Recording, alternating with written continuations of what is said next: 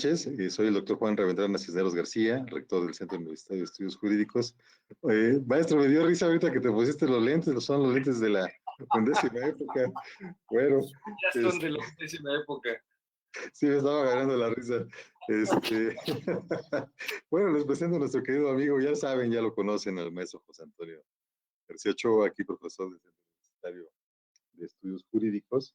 Pues bueno, mi querido amigo, empezamos ya la 11ª época, o como dicen, 11ª época del Semanario Judicial de la Federación. Les pido a todos si nos pueden decir de dónde nos ven para que con mucho gusto mandarles saludos, ¿verdad? Y si tienen alguna pregunta aquí para nuestro querido amigo, pues también poderlo plantear. Mi querido amigo, pues bueno, empezamos con esta 11ª época o 11ª. Sí, comentar que el semanario judicial, pues es importante, ¿verdad? Porque se van publicando las sentencias ante las jurisprudencias y también las tesis aisladas. Recordar que de la primera a la 4ª época corresponde a la Constitución Política de 1857, ¿no? Tiempos de Juárez, que arranca el Semanario Judicial de la Federación, y la 5ª época arranca con la Constitución de 1917 y hasta llegar, hasta hace poco, la 10ª, que correspondió al tema de derechos humanos con la reforma constitucional en 2011, y ahora vamos a empezar con la 11ª. Pues bienvenido, maestro. Gracias, doctor. Muy buenas tardes. Bueno, todavía tardes a la gente que nos hace el favor de acompañar a este TV CUEG cada vez tan querido, cuya único propósito más bien es difundir el conocimiento y compartir el conocimiento a todos los que nos siguen. Y ahora toca hablar de un tema pues novedoso. Hablamos, fíjese, doctor, hace algunos, pues todavía hasta antes de mayo, de la nueva ley. Todavía se escucha, ¿no? Se escucha en el foro, se escucha en la academia, la nueva ley de amparo. Pero la de nueva ley de amparo, bueno, ya no es nueva, viene de abril del 2013. Las reformas constitucionales de gran calado del 10 de junio en materia de derechos humanos y 6 de junio en materia de amparo del 2011. Precisamente en un programa recordamos que hablamos de este tema a una década de las reformas constitucionales en materia de derechos humanos, pero ese era el tema. Teníamos la 10ª época, la 10ª época que da inicio a partir del 4 de octubre del 2011, con los primeros criterios que surjan a partir de esta fecha, inició la 10ª época.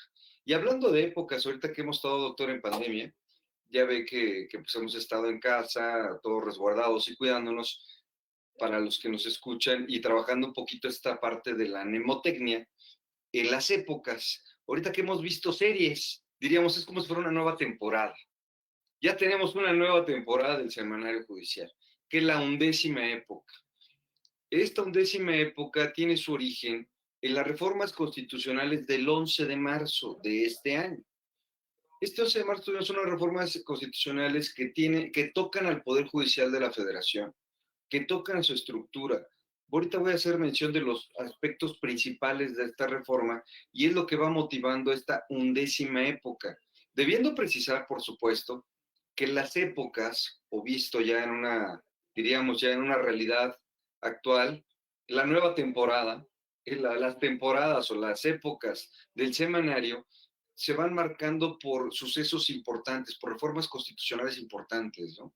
Pensemos, partamos de la 9ª época, que surge derivado de las reformas constitucionales de diciembre del 94, en donde se reestructura el Poder Judicial de la Federación, se crea el Consejo de la Judicatura Federal, viene la 9ª época. Con posterioridad, hablamos de las reformas constitucionales en materia de derechos humanos y en materia de amparo, de junio del 2011. Viene la 10ª época, ¿sí? Tenemos sucesos importantes, reformas muy importantes. Ahora, el 11 de marzo de este año, vienen reformas al Poder Judicial de la Federación, parte de su estructura, de su capacitación, algunos recursos. ¿Qué es lo que se reformó, doctor? ¿Qué es lo importante de estas reformas? Bueno, lo importante de estas reformas, dentro de un aspecto que tiene que ver precisamente y que toca en forma muy importante al semanario, es la creación de jurisprudencia mediante precedentes. Este es un tema novedoso. Ustedes saben que la jurisprudencia en la Suprema Corte se podría formar por contradicción de tesis o por reiteración. hoy con la 11ª época, y hacemos mención a 11ª época porque así lo establece el Acuerdo 1 del 2021, como 11ª época. Ustedes le pueden llamar 11ª, 11ª época, es lo mismo. Este cambio es muy importante, doctor. Teníamos jurisprudencia por reiteración en la Suprema Corte, ya sea de sala o de pleno. Hoy no, hoy migramos a un sistema de precedentes, con una ejecutoria de votación calificada, pleno, 8 votos, sala, 4 votos, tenemos un precedente que ya va a ser obligatorio para todos los órganos jurisdiccionales y las autoridades a que hace referencia el artículo 217 de la Ley de Amparo. Una sentencia, doctor. Es lo que ahora llamamos el sistema de precedentes. Jurisprudencia a través de un precedente, una sentencia.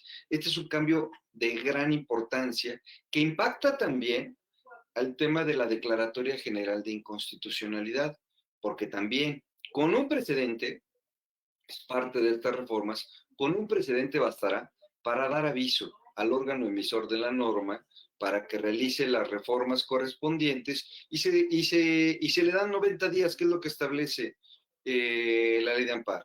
Se le dan 90 días para que realice las modificaciones y si no lo hace, se sesiona la Declaratoria General de Inconstitucionalidad si procede o no. Pero ahora bastará un solo precedente. ¿Qué más se reforma? Un tema también de gran importancia. Teníamos el recurso de reclamación, doctor, en contra de los acuerdos que emite el ministro presidente, primera, segunda sala, que deseche o admita algún recurso. Ya no, se suprime este recurso de reclamación. Ya no hay recurso de reclamación derivado de estas reformas. La finalidad, platicado por ministros en diversos foros, es privilegiar la función de Tribunal Constitucional. Se decía, y bueno, aquí podemos disentir, ¿no? Y me gustaría escuchar la opinión de los que nos acompañan. Yo disiento o vamos, no comulgo con esta reforma, ¿no?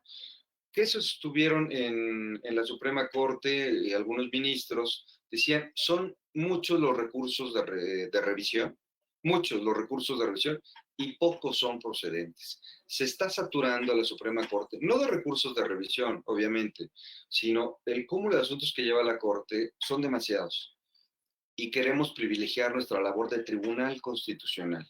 Como queremos privilegiar nuestra labor de Tribunal Constitucional, vamos a quitarnos carga de trabajo que realmente lo único que está haciendo es saturarnos y no prospera. Y no prospera porque es alto el índice de recursos que son improcedentes. Y por tanto, interponen recurso de reclamación igual, notoriamente improcedente. Yo diciendo toda esta parte, ¿no? Yo diciendo esta parte porque yo pienso, tengo la experiencia, doctor, o tuve la experiencia más bien, de promover recursos de reclamación por un desechamiento de recurso y que resultara fundado el recurso de reclamación. Con motivo de esto se da trámite. Entonces, pues eso garantizó en aquel momento la tutela judicial efectiva, ¿no? Hoy se suprime el recurso de reclamación, el recurso de revisión que procedía ante la Suprema Corte en temas de designación de jueces, magistrados, también pues, se suprime la competencia de la Corte. Queda esto para el Pleno del Consejo de la Judicatura Federal. Otro punto muy importante, la creación de los plenos de circuito, ¿sí? Tribunales de apelación, tribunales colegiados de apelación. Sí, porque eran unitarios. Desaparecen los tribunales unitarios, claro. Hoy todavía no desaparece, doctor, porque bueno, está sujeto a que se implementen su estructura, que se reformen las normas secundarias, pero bueno, es un parte de que toca la reforma, la creación de los tribunales colegiados de apelación y desaparición de tribunales unitarios. También tenemos la creación de plenos regionales. Estábamos terminando algunos, otros iniciando la comprensión de los plenos de circuito. ¿Qué eran los plenos de circuito? ¿Cómo se integraban los plenos de circuito? ¿Cuáles eran las funciones de los plenos de circuito? Y con esta reforma surgen los plenos regionales. Estos plenos regionales, a la fecha, todavía no están operando, porque también requieren de una serie de reformas, de emisión de acuerdos generales que no se han actualizado. Este paquete voy a decir este paquete de reformas, y quiero decir paquete por los puntos que he enunciado. Este paquete de reformas da motivo a la creación de la 11ª época. Tenemos reformas importantes, entonces vamos a vivir una época distinta, y es la 11ª época que se crea ya por el acuerdo del Pleno de la Suprema Corte de Justicia de la Nación 1 del 2021, publicado en el Diario Oficial de la Federación el 15 de abril de este año, es decir, apenas en fecha reciente. Y bueno, ¿qué dice este acuerdo, no? Que es la parte que también que hay que atender. ¿Qué dice este acuerdo en relación con la 11ª época, no? Este acuerdo lo que establece son las reglas. Es la regla, la estructura, la metodología en que va a funcionar esta 11ª época. Nos hace referencia, por supuesto, a los acuerdos anteriores, al 16 del 19, al 17 del 19, que regulan el funcionamiento, la estructura de las tesis y jurisprudencias de la Suprema Corte. Y cosa muy importante, establece que el inicio de esta 11ª época será a partir del 1 de mayo del presente año.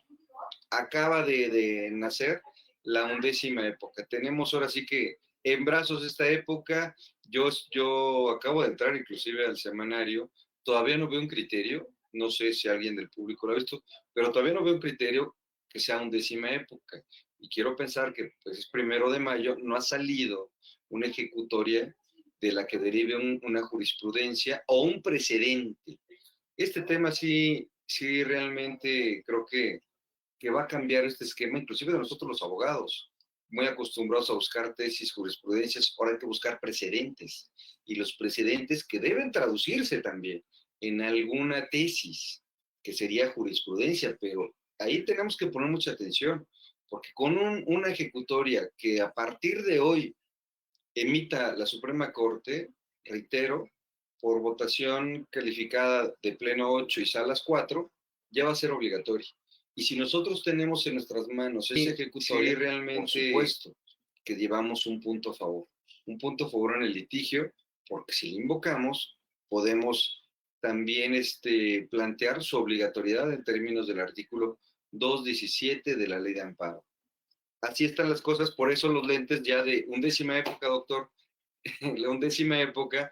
Aquí precisamente ya nos enseña aquí el doctor un libro que hemos comentado aquí, hemos comentado en las clases, y que pues se ha estado vendiendo mucho, doctor. Se ha estado vendiendo mucho. Yo pienso que es un libro que acompaña tanto al estudiante como al académico y al postulante. Lo llevan de la mano en el funcionamiento del amparo, en la precisión de los principales derechos humanos que son defendibles o que son vulnerados, y por tanto podemos solicitar la protección constitucional.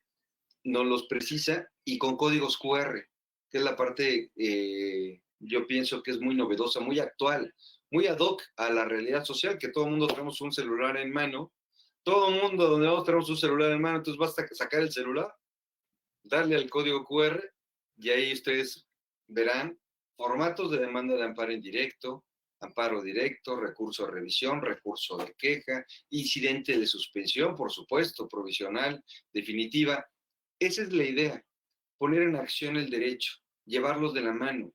Y aquí, ya inclusive en este libro, estábamos ya en el tema de la publicación cuando vieron las reformas constitucionales, pero ojo, en el anexo 16 ya contiene un cuadro comparativo de estas reformas constitucionales. ¿Qué decía el artículo, principalmente el artículo 94, el artículo 103, artículo 107?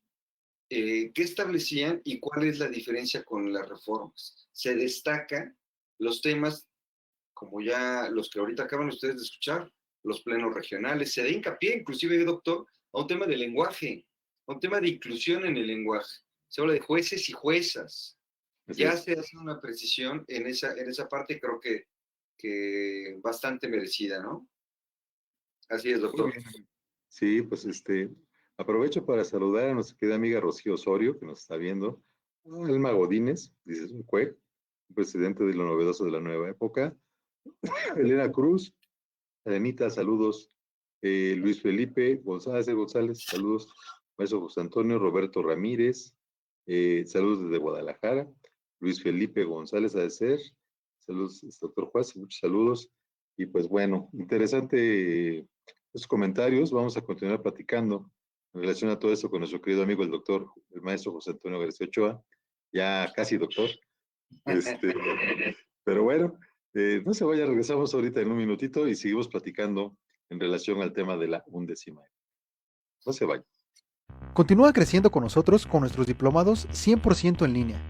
Únete a los más de 2,000 alumnos que han continuado preparándose profesionalmente con nuestros diplomados en línea. Aprende en tus ratos libres en una plataforma abierta las 24 horas del día y no permitas que nada te detenga.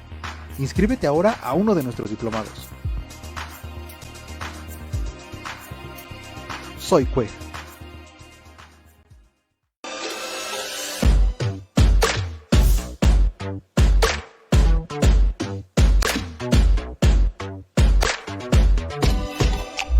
Lo que hacemos juntos es lo que nos distingue. Soy Cuej.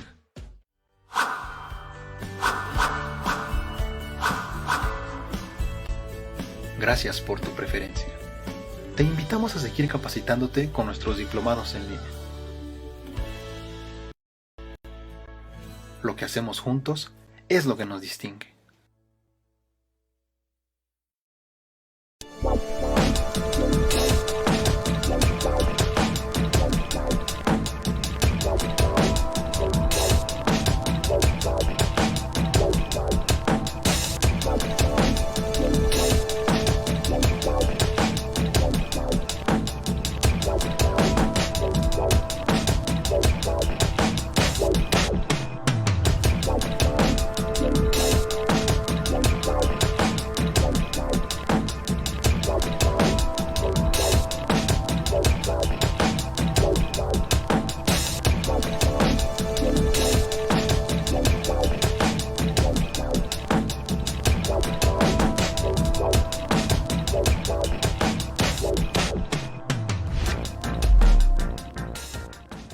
Soy Cuej. Muy bien, pues regresamos. Antes que nada, pues un saludo a todas las mamás, ¿eh? Que fue el lunes, fue su día. Y bueno, mi amigo, también hacer comercial, pues el libro se encuentra en Porrúa, en Mercado Libre y en la página del CUEC, www.librosyrevistascuec.com. Ahí los pueden comprar y se los mandamos a todo el país. ¿Vale? Entonces ahí los pueden ustedes adquirir. Aprovecho para saludar también a Domingo Silva, desde Acapulco, Brenda Isiordia. Ah, mira, Brenda, saludos. Vero Alberto, mi querida maestra, también fuerte abrazo. Ya nos va a tocar vacuna la próxima semana, esperemos, a ver si ya viene domingo sí, la vacuna. Pero bueno, seguimos platicando. Pues sí, efectivamente el libro tiene el último anexo, este tema de la reforma, donde tú analizaste de una manera puntual los cambios que hay precisamente en el tema de la decimoprimera época. Sí, quiero aprovechar para comentar que yo creo que el Poder Judicial, amigo, nos quedó a deber. Yo sé que tú no compartes esa idea, pero yo creo que el Poder Judicial sí nos quedó a deber en el tema de derechos humanos. Sí ha habido criterios muy relevantes que yo creo que vale la pena también comentar en la décima época. En la decimoprimera queremos que sean un poco más garantes. Hay jueces de todos, digo, lo estamos viendo, ¿no? Desde un juez que desecha las demandas hasta otro que admite y concede suspensiones, ¿no? Muy dispar, ¿no? Y luego de repente hay juzgados muy garantistas y otros de plano nada, ¿no? Entonces, juzgados que han concedido la suspensión para los efectos de la vacuna, ¿no? De plano, y otros juzgados que nomás no conceden, no, hemos visto de todo, ¿no? Y ahorita el tema del amparo contra actos omisivos, pues también ha sido todo un tema, ¿no? En la décima época ha habido un cambio fundamental, pero como bien dices, el tema de la ley de amparo 2013, pues ya tiene sus años, ¿no? Estamos hablando prácticamente de 8 años y siguen existiendo jueces y abogados que vienen manejando la suspensión del acto reclamado como en antaño, ¿no? Sin estar al tanto de los cambios que ha habido pues, precisamente a la ley y al tema de las jurisprudencias que han existido, ¿no? Y yo creo que una gran labor que se ha hecho en el libro, que fue un gran esfuerzo y que derivó del diplomado que tú y yo impartimos, ¿no? Aquí en el CUEF, pues ha sido el tratar de democratizar el tema del acceso a las demandas, ¿no? A los formularios, tanto de las demandas de amparo directo como indirecto, como también los recursos, el de queja, el de revisión, ¿no? Reclamación. Se vienen todos. Entonces realmente ahí está la herramienta para que la gente pueda irlos trabajando. Y pues bueno, ahí, como bien dices, hay códigos QR que te manda videos y códigos QR que también te mandan a los formularios para que tú los puedas descargar y llenar, acomodarlos y ir llenando. Entonces, es una gran... Ah, mira, ya te pusiste los lentes de la 11ª. Y esos son diferentes, ¿eh? Porque los dos eran como cuadraditos. Sí. No, en realidad, doctor, yo comparto me gustó ahorita la parte que utiliza de democratizar, ¿no? Democratizar, difundir. El amparo sabemos que es una herramienta necesaria, muy útil, que debe de estar al alcance de todos. Debe de estar al alcance de todos desde el estudiante, desde el momento que está iniciando su carrera de derecho, ya debe tener los elementos para poder promover un juicio de amparo, para poder auxiliar, auxiliar a cualquier persona que vea violentados sus derechos humanos. Digo desde el estudiante, pero inclusive mi pretensión o nuestra pretensión aquí ha sido ir más allá, que no solo para el estudiante de derecho, no al profesionista, al que está iniciando, no, también a cualquier persona hemos destacado, hecho hincapié en estos actos de gran relevancia que cita el artículo 15 de la Ley de Amparo, que deberían de estar al alcance de cualquier persona. La elaboración de la demanda de amparo debería estar al alcance de cualquier persona, quitar ese velo de inclusive buscar un abogado. Me voy a atrever a decir esto, doctor, puedo ser criticado porque me decían, es que no puedes ver con tanta facilidad, no puedes darle un trato tan sencillo al amparo, porque es muy técnico y porque, bueno, casi lo estamos promoviendo, lo estamos popularizando. Y yo disiento, porque la idea es, sí, voy a decir, popularizarlo, principalmente en los actos del artículo 15, que es actos que atenten contra la vida, que atenten contra la salud, deportación, destierro, tortura, incomunicación. Ustedes díganme, doctor, si yo le menciono estos actos, si no hay que popularizar, por lo menos, por lo que hace estos actos. Por supuesto que cualquier persona debería tener los elementos básicos para pedir la protección. Es un medio para pedir una protección, acudir a un órgano jurisdiccional donde vamos a pedirle ayuda. Y discúlpeme que utilice estos términos tan sencillos, no tan coloquiales, pero creo que así debe de verse. El objeto de estudio es violación de derechos humanos, o sea, no es poca cosa, violación de derechos humanos. Entonces vamos a pedir ayuda, es como cuando cualquier persona sin ser abogado, doctor, van a la Comisión Nacional de Derechos Humanos. No necesitan ser abogados para ir a la Comisión Nacional de Derechos Humanos. Van a la comisión y se quejan de una violación a un derecho humano. Pero esta no es una instancia jurisdiccional. No tiene el mismo alcance que un juicio de amparo, evidentemente. Y también quiero dejar en claro que hablo del artículo 15, hablo de estos actos para popularizar el amparo, para hacerlo accesible a cualquier persona, abogado y no abogado, destacando que fuera de estos actos el amparo sí es muy técnico. Es muy técnico y es muy complejo. Requiere de años de estudio, requiere de práctica, de acierto, error, como los que pues, el doctor y su servidor hemos tenido. No creo que Así no nos es. hemos equivocado, por supuesto. Por No, supuesto. todavía las desechan y todavía las sobreseen, ¿no? Sí, no, bueno, es una casa donde no se termina. Pero como bien dices, mucho de la intención del libro es popularizarlo, democratizarlo, el que la gente tenga acceso, incluso aunque no sea abogado, ¿no? Hoy en día es muy lamentable que tengas que promover un amparo para que te den atención médica, ¿no? Para que te den tus medicamentos, para que vacunen a los niños, ¿no? O sea, es muy lamentable ver la necesidad que tiene la gente de poder promover y la verdad es que se vuelve, hasta para los propios abogados es difícil promover amparo, ¿no? Entonces yo creo que tanto el diplomado como el libro yo me siento contento porque sé que hacemos el esfuerzo de acercarlo a la gente, ¿no? a cualquier persona, como fue el deseo de los fundadores del juicio de amparo, de que cualquier persona con instrucción mediana pues, pudiera tener acceso a este medio de defensa, ¿no? Porque al fin y al cabo, pues son nuestros derechos humanos, ¿no?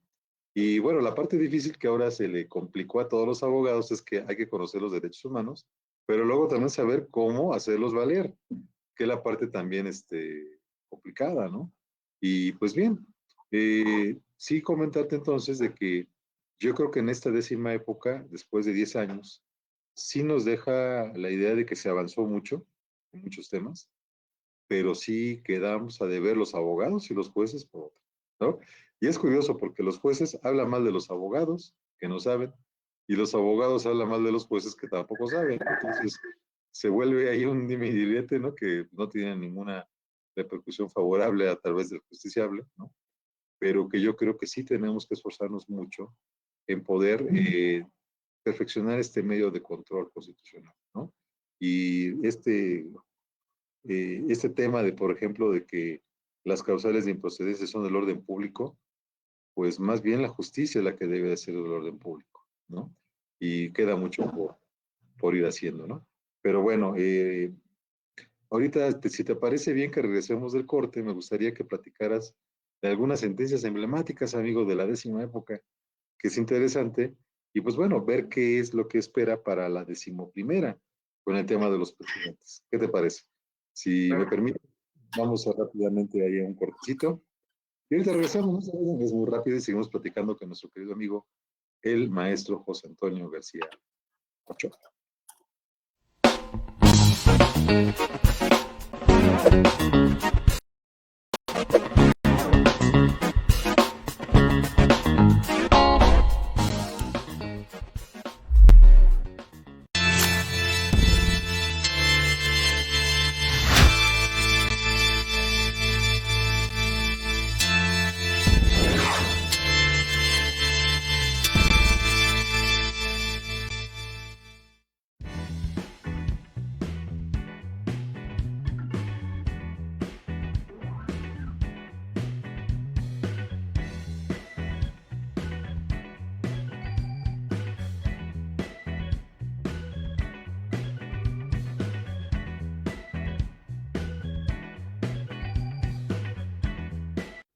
¿Sabías que en México solo el 0.1% de la población cuenta con un doctorado? En el Centro Universitario de Estudios Jurídicos te ayudamos a dar ese último paso en tu carrera profesional ofreciéndote el doctorado en Derecho. También contamos con el doctorado en Derecho Aduanero y Derecho de Comercio Exterior. No lo pienses más y sube el último escalón. En el CUEG estamos para ayudarte. Lo que hacemos juntos es lo que nos dice. Muy bien, pues regresamos a esta plática con nuestro querido amigo, el maestro José Antonio García Ochoa. Mi querido maestro, pues sí, comentar que sí hubo cambios, sobre todo en temas de suspensión, que yo creo que es muy relevante, incluso con el 147 de la Ley de Amparo que permite la restitución provisional. Tomó un cambio muy importante el tema del juicio de amparo. Aparecen tesis muy interesantes como el tema de el embargo de cuenta de bancos, que es posible restituir al quejoso, ¿no? Siempre y cuando garantice el interés fiscal, si es que hubiera interés fiscal, si no, incluso si garantía, el tema del embargo precautorio, que te permiten que te regresen las mercancías, es decir, darle cierto efecto restitutorio a la suspensión. Esto ha sido muy relevante. Y también la nueva manera de ver los actos omisivos, en donde antes la jurisprudencia decía que un acto omisivo, pues prácticamente no existía suspensión, ¿no? Pues porque pues, es un acto omisivo, pues eso no. Pero ahora con el tema del derecho a la salud, que ha cobrado una importancia y relevancia por razones obvias, se empezó a ver este tema de los amparos donde dice la omisión de vacunarme, la omisión de darme medicinas, la omisión de operarme, la omisión de darme atención médica, ¿no? La omisión de la vacuna a los niños. Pues ha venido cobrando una nueva dimensión, ¿verdad? Digo, y esto entre los temas también de igualdad entre las personas, el de libre desarrollo de la personalidad que tú tanto exploras en el diplomado, que platicas de una manera muy brillante. Y pues sí, realmente ha habido cambios y avances muy importantes. El problema es que sigue habiendo un déficit, yo creo, de abogados que conozcan bien la materia del juicio de amparo, ¿no? Y pues bueno, como el tema es la 11ª época, preguntarte el tema del semanario, porque es el que cambia. ¿verdad? El semanario judicial de la Federación, pues, ¿cuál sería pues los cambios que tenemos, ¿no? Sí, doctor, fíjese que hablamos ya en forma automática del semanario judicial de la Federación, de las épocas. Aquí ya hizo mención del surgimiento inclusive del semanario y de las épocas denominadas históricas, de la primera a la cuarta, de la quinta, ahora ya la 11ª época, pero surge la inquietud, ¿qué es el semanario? ¿No? Dicen las tesis y jurisprudencias consultables en el semanario. Bueno, pues el semanario ahora es un sistema digital, porque antes no lo era, pero es un sistema digital que compila, ¿sí? Compila, sistematiza y difunde los criterios que resultan obligatorios y relevantes que son emitidos por los órganos jurisdiccionales. Y estos, ¿cómo lo hace? A través de su publicación semanal. Cada viernes hay publicación de tesis y jurisprudencia. De ahí que esto de los criterios, esto de la consulta al semanario, es un tema muy dinámico. Cada viernes tenemos criterios novedosos. Cada viernes tenemos nuevas interpretaciones o interpretaciones distintas. Nos vamos con el derecho de forma muy dinámica, muy rápida, vertiginosa. Entonces hay que estar al pendiente todos los viernes de checar el semanario. Y la Gaceta, porque dicen, bueno, ¿y la Gaceta qué tiene que ver cuando mencionamos Semanario Judicial de la Federación y su Gaceta? Bueno, la Gaceta del semanario se publica mensualmente y mensualmente se van compilando los criterios del semanario. El semanario es publicación, como dice, semanal. ¿Sí? Esto es muy importante y es consulta obligada para todos los abogados, postulantes, no postulantes, estudiantes de derecho. Es consulta obligada. Aquí hemos hecho mención, y voy a traer a colación ahorita que comentaba, doctor, de algunas sentencias emblemáticas, sentencias importantes. Yo iba a decir en el anterior corte, iba a decir, le estamos diciendo adiós a la 10ª época. Pero como dice nuestro querido tribunal, de una nueva reflexión, pues yo no le digo adiós a la 10ª época, porque ahí está, y sus criterios siguen rigiendo, criterios muy importantes. Yo le tomé, doctor, un gran cariño a la 10ª época. La verdad es que yo sí le tomé un gran cariño. Usted sabe que le tengo un gran aprecio al Poder Judicial. Reconozco y veo sus errores, que bueno, toda dependencia, toda estructura compleja los tiene. Yo le tengo un gran cariño, bueno, fue mi casa por muchos años.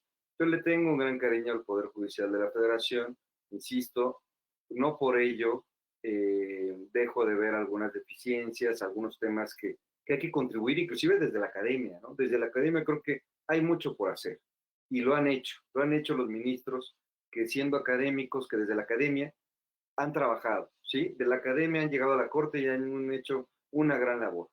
Pero en esta 10ª época, ¿por qué le agarré gran cariño, doctor, a esta 10ª época? Porque en esta 10ª época se da contenido y alcance a los derechos humanos, se difunden los derechos humanos. Hoy vemos mucha gente ya hablando de derechos humanos y eso inclusive es lo que motivó el diplomado, decir, bueno, hablamos de derechos humanos, expliquemos el origen, de dónde viene la historia de los derechos humanos. Explicado la historia de los derechos humanos, el origen de los derechos humanos, ¿cómo podemos identificarlos en la Constitución? ¿Cuáles son esos principales derechos humanos y cuáles son los principales tratados internacionales en materia de derechos humanos? Por eso, a mí me encantó la 10ª época, me sigue fascinando. Y un criterio relevante, ¿hay algún libro, si no mal recuerdo, es del Instituto de Investigaciones Jurídicas, que habla de 10 sentencias emblemáticas de la Suprema Corte? Por supuesto, no podían dejar de mencionar la de Rosendo Radilla, 912 del 2010. Pero quiero referir a otra que también no se puede dejar de mencionar. Es la Amparo en Revisión 1359 del 2015, conocido como artículo 19. Este es un amparo que promovió una persona moral denominada Compañía Global para la Libertad de Expresión, este artículo 19. Por eso se le ha conocido como artículo 19, una asociación civil, porque es un asunto emblemático. Este asunto es emblemático porque se hace una reinterpretación del principio de relatividad de las sentencias. Si nosotros damos lectura al artículo 107, fracción 2 de la Constitución, es donde podemos observar el principio de relatividad, conocido conocido por el ilustre jurista Mariano Otero, la fórmula Otero. Así es conocida como la fórmula Otero. Y si tuviéramos aquí a Otero, pues con el debido respeto, yo creo que después de explicar el porqué del cambio, se sumaría a esta evolución. No creo que se nos molestaría, que se molestara Mariano Otero. Pero así se le llama, la fórmula Otero. El amparo va a beneficiar únicamente a quien lo promovió. Sí, la sentencia únicamente va a beneficiar a quien lo haya promovido.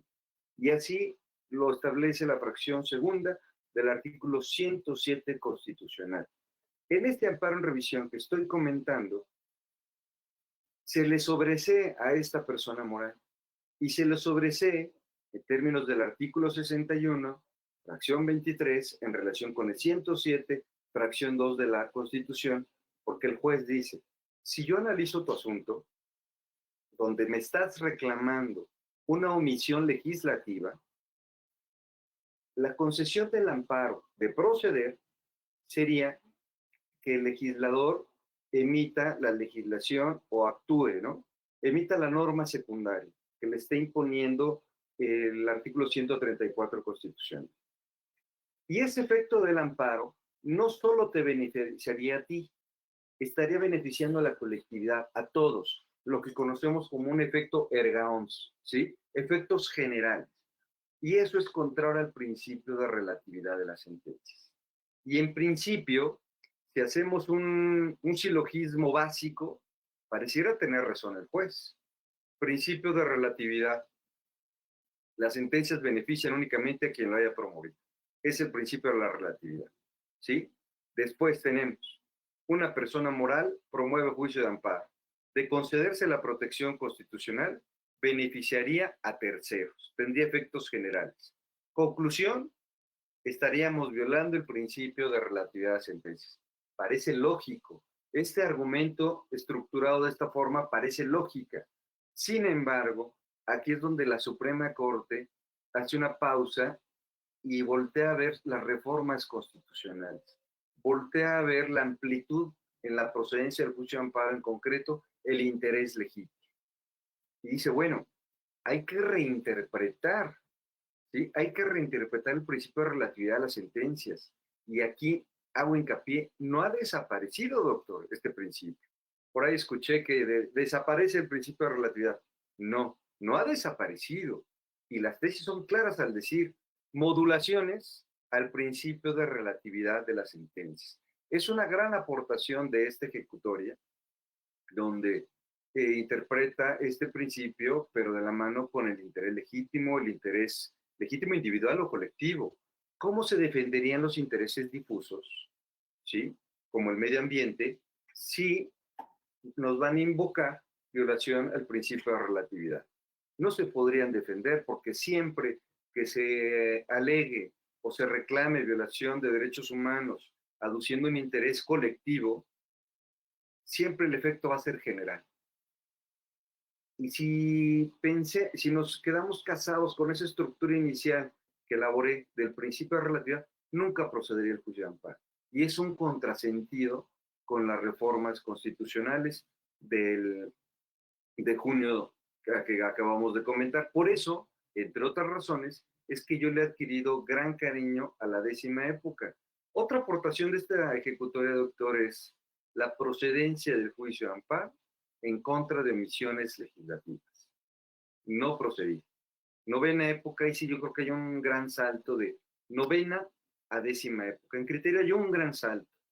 Mi pregunta es, este salto de criterios, estos replanteamientos, estos reinterpretaciones que se dieron de la 9ª a la 10ª época, van a acontecer en la 11ª época. ¿Hay elementos en estas reformas que motiven replanteamientos, que motiven reinterpretación? En mi opinión, no. No sé qué opina, doctor, pero en mi opinión, pues no, porque los temas de reforma son muy concretos. No creo que amerite replanteamiento en temas de derechos humanos, ¿no? Así es, así es. Sí, coincido contigo. Pues mira, también comentar algo, ¿no? Ahora que se va a tener este sistema de precedentes, lo bueno es que se deben de publicar las las sentencias, ¿no? Mucho sucedía que nosotros promovíamos muchos amparos y habiendo sentencias relevantes, pues no las publicaban, ¿no? Siquiera como tesis aislada. O luego pasaba que tenías una tesis muy buena, luego la buscabas y ya no aparecía en el semanario, ¿no? Entonces tenías que hacer yo recomiendo que donde veas una tesis que te sirva, que digas, no es del asunto que estoy haciendo ahorita, pero es importante, pues sí, cópiala y pégala, ¿no? Por ahí a lo mejor pierdes 2 minutos, pero después cuando la quieres buscar, que sabes de su existencia, no la encuentras. Y te avientas días buscándola. Pues bueno, pues ahora sí que dedícale 2 minutos en copiarla y pegarla y darle ahí un archivo de Word. Pero sí, porque luego de repente hay tesis que ya no aparecen. Entonces, bueno, no es que desaparezca la jurisprudencia, ¿no? Sino que más bien vas a poder consultar esas tesis de la jurisprudencia y a partir de esta 11ª época o 11ª, pues ahora el tema de precedentes, ¿no? Pero lo que llegó, llegó, ¿verdad? Entonces yo creo que es importante, ¿no? Así es, doctor. Esta parte ahorita que comenta de la búsqueda pareciera sencillo, ¿no? Ahorita hablamos, y qué bueno que lo comentó, porque ahí es donde entra el derecho en acción, el derecho en movimiento. Hablamos del semanario, hablamos de las épocas, 9ª, 10ª, 10ª época, para mí trae los reflectores todavía por la reinterpretación o la difusión de derechos humanos. Se va a seguir haciendo, por supuesto, en la 11ª época, pero a lo que me refiero es que el salto con esta difusión se da de la 9ª a la 10ª época y de ahí ya vamos encarrerados. Pero, hablando de este tema, es cómo buscarlas. Precisamente esta es la acción que tenemos que llevar a cabo. Cómo buscar los criterios, cómo buscar las tesis, qué metodología utilizar. No es del todo sencilla. Y aquí recuerdo que un magistrado, en una ponencia hablando de jurisprudencia, decía, hay que tener cuidado con los criterios. Cuando encuentren uno importante, sale a colación con lo que ahorita comenta el doctor, guárdenlo. Pónganle el nombre que ustedes consideren que les permita identificar, porque si no lo hacen después, por alguna razón, cuando se necesita, no lo localizamos. Sí, es una cosa del diablo. Es una cosa del diablo. Usted cuando dice, son las tesis Espíritu Santo. Son tesis Espíritu Santo, dice, porque sé que existe, pero no lo encuentro. Estoy seguro de que existe, pero nomás no lo encuentro, ¿no? ¿Cómo buscarlas, doctor? Ahí tiene, por favor, un código QR. ¿Cómo buscarlas? Precisamente es donde los acompañamos de la mano también en el libro. Decimos, ¿cómo buscarlas? ¿Cómo buscar? Ahí tiene un código QR que lo remite al video de cómo buscar los criterios de jurisprudencia y hoy precedente. ¿Sí? Recuerden, un asunto de la Suprema Corte, pleno o salas, 8 votos o 4 votos, uno es obligatorio. Las consideraciones que contengan esta sentencia, estas ejecutorias, serán obligatorias y por experiencia mutua les podemos decir, encuentro un criterio acorde a mis intereses o al planteamiento que yo quiero hacer, tengo ganado el asunto, ¿eh? Tengo ganado el asunto. Sí, amigo. Pues bien, vamos a regresar ahorita platicando más sobre la 11ª época o 11ª, aquí con nuestro querido amigo José Antonio García Ochoa.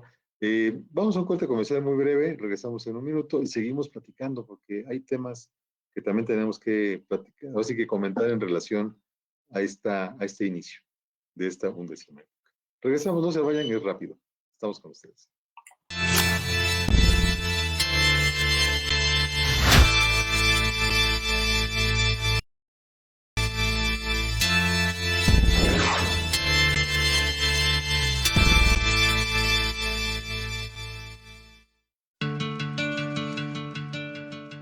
Soy Carlos Verduzco y soy el vicerrector del Centro Universitario de Estudios Jurídicos. Mi trabajo profesional ha sido desde hace muchos años la representación jurídica en asuntos básicamente de corte fiscal y administrativo. Los retos que los abogados tenemos hoy es básicamente la actualización y la necesidad de estudiar para poder tener mejores opciones en un mercado laboral cada vez más competitivo. La maestría no es tener un grado académico, es un compromiso también con la comunidad.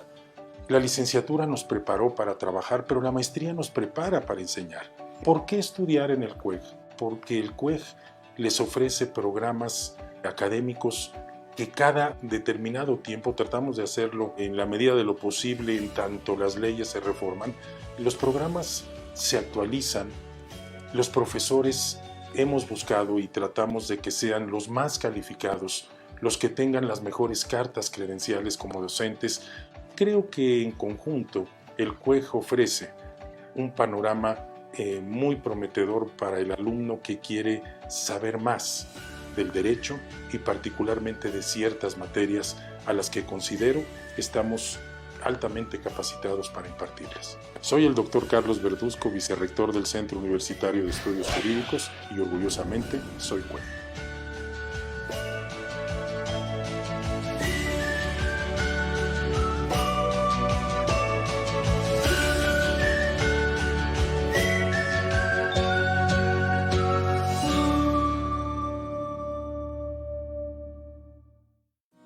No es momento de tirar la toalla.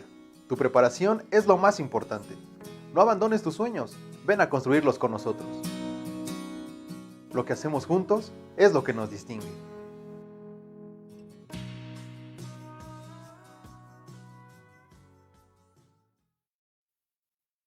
Muy bien, pues regresamos a esta interesante plática con nuestro querido amigo, el maestrazo, José Antonio García Ochoa. Maestro, pues trabajaste mucho tiempo juzgado de distrito, colegiados. Mira, otra vez se puso los lentes de la 11ª época. Para hacer décima y puesto trabajo, no decir undécima época. Así es. Así es. De acuerdo, una nota en el 1 del 2021, publicada en el Diario Oficial del 15 de abril, por si quieren, bueno, no si quieren, yo recomiendo tener a la mano el acuerdo del 15 de abril en el Diario Oficial, ahí lo pueden bajar, y del antes y el después, insisto, yo le tengo mucho cariño a la décima época, la verdad creo que nos dio mucho, doctor, creo que nos ha dado mucho, y bueno, y me refiero a décima época porque es el salto, pues, es el salto de las reformas constitucionales del antes y el después.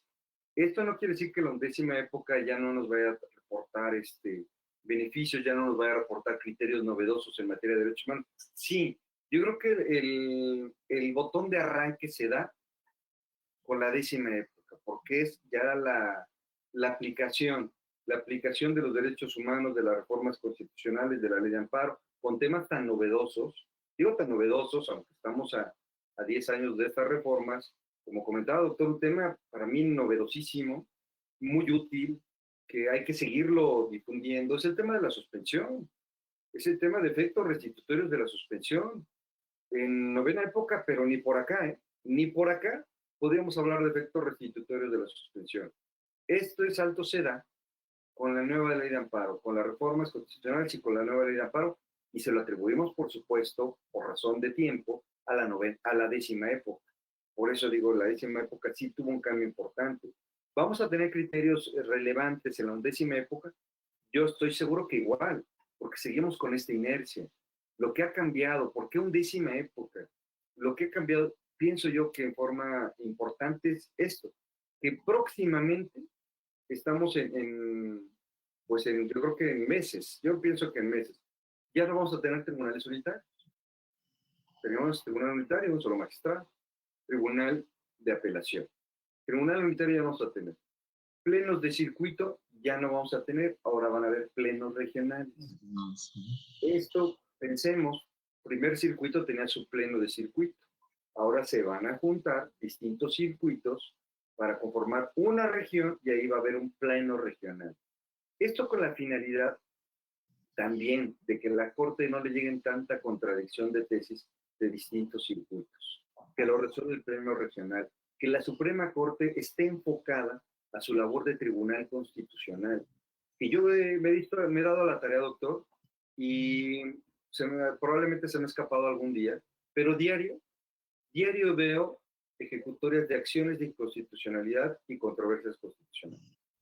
En forma más frecuente, acciones de inconstitucionalidad. Esa es una labor de tribunal constitucional de gran importancia. Y también lo cito, doctor, porque no perdamos de vista que las consideraciones que se emiten en una acción de inconstitucionalidad o en una controversia constitucional también son obligatorias y constituyen jurisprudencia.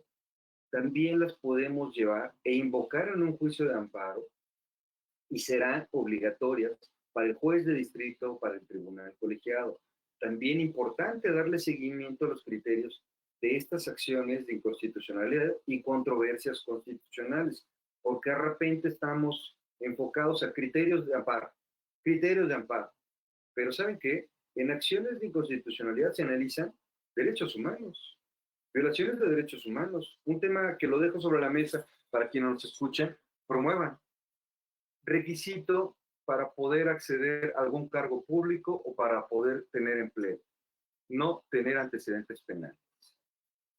Este tema ya lo ha analizado en diversos asuntos de acciones de inconstitucionalidad de la Suprema Corte y ha concluido. Ese requisito es inconstitucional, es discriminatorio, expone las razones que no quisiera, la verdad son temas que me apasionan y podría extenderme y podríamos seguirnos a hablar del derecho humano a la igualdad, del derecho humano a la no discriminación, el derecho humano, por supuesto, a la reinserción social, porque tiene sus matices. Dice, discrimina y viola el derecho humano a la reinserción social, porque alguien puede tener antecedentes penales por un delito inclusive culposo, y por un delito culposo ya no va a poder acceder a un cargo público. Esta restricción la establece nada más la Constitución, no la puede establecer una norma general. Esto se resuelve en una acción de inconstitucionalidad. Si nosotros, ustedes, le someten a su consideración un acto de autoridad, ¿sí? Un acto de autoridad donde estén restringiendo el derecho a la igualdad por tener antecedentes penales o están discriminando, volteo a las ejecutorias de acción de inconstitucionalidad, traigo las consideraciones, las hago valer ante un juez de distrito y le hago saber que en términos, no del 217, claro, también importante, en términos de la ley reglamentaria del artículo 105 constitucional, esas consideraciones son obligatorias. Ese es un precedente, ¿sí? Una sola sentencia son obligatorias. Ya lo teníamos en las acciones de inconstitucionalidad y controversias. La similitud es que ahora, en amparos indirectos, en amparos directos en revisión donde se emita algún criterio de la Suprema Corte, en 10ª época dice, y reforma constitucionalidad el 11 de marzo, un solo precedente, una sentencia, ya no nos esperamos, es obligatorio. Una sola sentencia, damos aviso al Congreso o al órgano emisor de la norma que esta fue declarada inconstitucional. Uno, tiene sus voces a favor y sus voces en contra. Y si escuchamos, pues parecen, la verdad es que parecen convincentes las dos. Usted ahora sí, doctor, le voy a decir, ¿usted por cuál vota? ¿A favor o en contra, doctor? Que sea sistema de precedentes, una sola sentencia. Híjole, es que mira, muchas veces el problema que teníamos con las jurisprudencias es que había jueces que decían, híjole, lo tengo que aplicar porque es obligatoria, ¿no? Entonces, a pesar de que luego veía o apreciaba que el acto reclamado era eminentemente inconstitucional, por ejemplo, no podía otorgar la suspensión porque había una tesis de jurisprudencia que decía que afectaba el interés social y el orden público, ¿no? Por decir un ejemplo. O algún asunto de fondo en cuanto decían, pues no lo puedo resolver así porque hay una tesis de jurisprudencia. Yo creo que sí es bueno que sea por precedentes. Acuérdate de las películas que veíamos, ¿no? De ahí de los abogados que contrataban en los despachos gringos, que tenían que ir a buscar todos los libros para estar buscando el precedente, ¿no? Y ahí se aventaban bibliotecas enormes, ¿no? Para buscar Bueno, ahora el tema electrónico y de búsqueda digital, bueno, pues es una maravilla, ¿no? Vamos a ver cómo se da. Yo creo que es bueno, el poder ir encontrando y que se estén publicando esas sentencias, porque te insisto, pues yo he llevado muchos amparos y se han ganado muchos, se han perdido algunos otros, pero muchas sentencias que yo considero relevantes no se publican, ¿no? Y entonces ojalá esto permita una mayor publicidad de estos precedentes y que podamos tener más mano de dónde poder, pues ahora sí que citarlos, ¿no? De mayor fuente para poder, pues tratar los asuntos y ver que puedan salir lo mejor posible. Hemos visto qué difícil ha sido el tema de que luego un juez resuelve una cosa, el otro resuelve otra cosa completamente diferente, ¿no? Juzgados que desechan, otros que admiten, dan suspensiones, otros que niegan suspensiones, otros que concedan, otros que niegan amparo. Bueno, pues yo creo que ese sistema habrá que verlo en la práctica cómo va a funcionar, pero pues vamos a ver, es el arranque de la 11ª época. Ahorita que comenta, doctor, y hablando del tema del precedente, tenemos un precedente en la 10ª época. Pues precedente que, bueno, surge previo a la 11ª época y por tanto no es obligatorio, es orientador. Pero si este precedente se hubiese dado al día de hoy, sería obligatorio con una sola sentencia. Y un asunto me parece muy importante también, es el amparo en revisión 152 del 13. En este amparo en revisión 152 del 13, donde se analiza la constitucionalidad del artículo 143 del Código Civil del Estado de Oaxaca, que dice, matrimonio es la unión entre un solo hombre y una sola mujer, con la finalidad de procrear hijos. Aquí el tema relevante de la Corte es que analiza la naturaleza de la norma y concluye que es una norma estigmatizadora, que está enviando un mensaje de discriminación. Y la parte importante es, cuando la norma sea estigmatizadora o que se traduce en enviar un mensaje de discriminación, tiene la naturaleza autoaplicativa y subrayo, pongo en negritas y le doy Arial 50 cuando dice, y puede promover el amparo en cualquier momento. Fíjense, norma autoaplicativa, estigmatizadora, la promoción del amparo puede ser en cualquier momento. Si ustedes checan el artículo 17 de la ley de amparo, dice que tratándose de normas autoaplicativas tenemos 30 días para impugnarla a partir de su entrada en vigor o esperarnos al acto de aplicación. No dice que se puedan impugnar en cualquier momento este tipo de normas. Esto se ha sostenido, por lo menos yo he identificado 2 asuntos de la Suprema Corte de la 10ª época. Esto para que a lo mejor hacer claro el sistema de precedentes, con un asunto, el análisis del artículo 143, con uno, en la 11ª época, ya no nos esperamos a que haya más asuntos de la Corte para que sea obligatorio el criterio. ¿Cuál criterio? Normas autoaplicativas estigmatizadoras se pueden imponer en cualquier momento. Ese criterio, en la 11ª época, con una sentencia, es obligatorio para todos los órganos jurisdiccionales. Esto pudiera ser una ventaja, digo pudiera ser una ventaja porque nosotros llevamos al juez o al tribunal decir, oye, la Suprema Corte en el amparo en revisión 152 del 13 sostuvo lo siguiente. Y el juez nos podría decir, pues no comparto el criterio. Y no incurría en ninguna responsabilidad porque no es obligatorio, es orientador. Pero tranquilamente puede decir, no comparto el criterio. El tribunal colegiado podría decir, no comparto el criterio o lo remito a la Suprema Corte por considerar que se trata de un asunto de importancia. Entonces, esta es una de las ventajas, de las bondades. Hay otras desventajas que podríamos analizar, pero tratemos de quedarnos con la parte de ventajas. Como digo, seamos positivos. Una parte positiva. Oye, pues quiero aprovechar para saludar a nuestro amigo Humberto Cruz, al maestro Magdalena Villanueva. Magdaleno, pues un saludo muy grande. A David Vallejo, Dafne Rosales, a Juan Carlos Ángeles, mi querido amigo, a Fabi Clavadores, a Sabdi Rodríguez, saludos desde el puerto de Veracruz, del Bello Puerto. Noemí Torres, saludos desde Guadalajara, Jalisco, claro que sí. César Omar Correr Calán, querido maestro. Simón Salamá, hace Salamanca. Buenas noches, un saludo desde Puebla, claro que sí. Isabel Ramírez lo está viendo. Rocío Osorio, saludos, estimados. Rocío Mayén, mi querida Chivo, saludos. Adriana Chamosa. Ernestina González, saludos a Ernestina. Simón Salamanca, conocido con usted, maestro, porque es muy común que las empresas discriminen a las personas que tengan antecedentes penales y no los contraten. Híjole, hay muchos temas que se pueden platicar en razón a estas normas estigmatizadoras. Pero bueno, pues los queremos invitar, ¿verdad, mi querido maestro, a que se inscriban al diplomado en Derechos Humanos y Amparo en Materia Administrativa, que además les vamos a regalar el libro que escribimos aquí. Miren qué buena foto aquí del maestro ¿no? Con los códigos QR para descargar los videos, descargar los formularios, ¿verdad? Para que ustedes puedan inmediatamente ponerse ahora sí que a promover amparos. Y pues bien, invitarlos también a la maestría en Derecho Constitucional y el doctorado en Derecho aquí en el CUEC. Mi querido maestro, pues se nos acabó el tiempo.